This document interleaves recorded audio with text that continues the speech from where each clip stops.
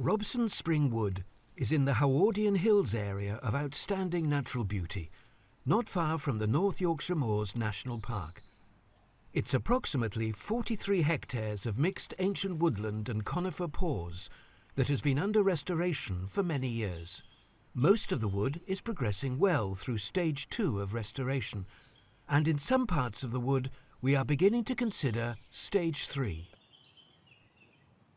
The Woodland Trust leases Robson Spring from an estate who maintain an active shoot alongside the restoration management we are carrying out. Ancient woodland restoration work often results in benefits for both the ecology of the site and shooting interest. Restoration management has improved ground flora and overall structure, which has created a much more diverse habitat for wildlife as well as better conditions for shooting. Managing the native shrub layer of hazel and thorns creates good conditions for pheasants and other nesting birds, and some mammals and invertebrates as well, without the dense shade caused by non-native species such as snowberry or laurel, which are often used for bird cover. However, intensive game bird management can hinder restoration with detrimental impacts on the ancient woodland, its species and soil. It is important to keep a close eye that this isn't happening. Deer are having a negative impact at Robson Spring, with a deer impact assessment reporting a high level of damage to the point that parts of the wood are showing no natural regeneration at all. Deer management is, therefore, essential to achieving our aims and objectives on site. We have been taking a holistic approach to deer management using different methods. Our native woodlands have developed over thousands of years alongside deer and can cope and even thrive with a certain level of browsing pressure.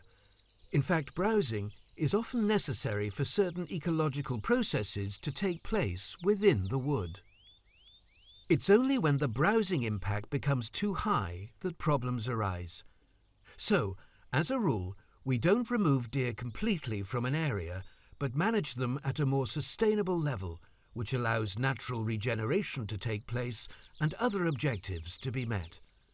This is different for every wood and can be determined from monitoring the impact of browsing on the vegetation, as well as undertaking a population assessment.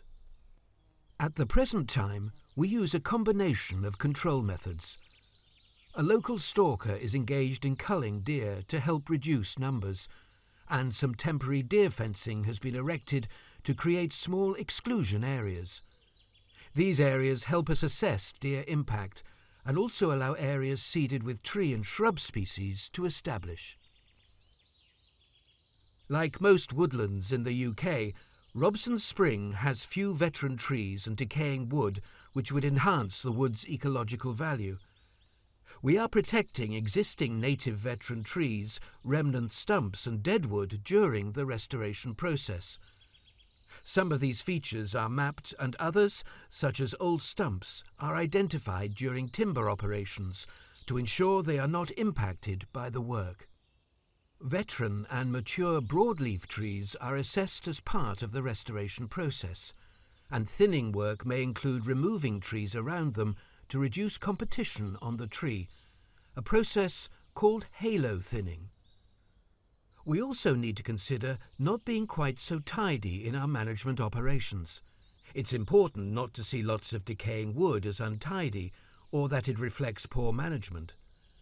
Leaving all the fallen wood and standing dead trees is exactly what we need to do for wildlife to restore the ecological integrity of ancient woodlands. During woodland management operations, we are therefore happy to leave some timber within the wood to provide that deadwood habitat. We might also deliberately create deadwood by felling and leaving whole trees or ring-barking the trees to create standing deadwood. Sometimes there are health and safety issues in leaving deadwood in areas with significant public access and in respect to future management operations. However, there are often areas where deadwood habitats could safely be created and retained. When planning restoration works, we also need to consider which trees might become our future veterans. In some cases, This means retaining some of the poorer quality trees which already have veteran tree features, such as deadwood, split branches and cavities.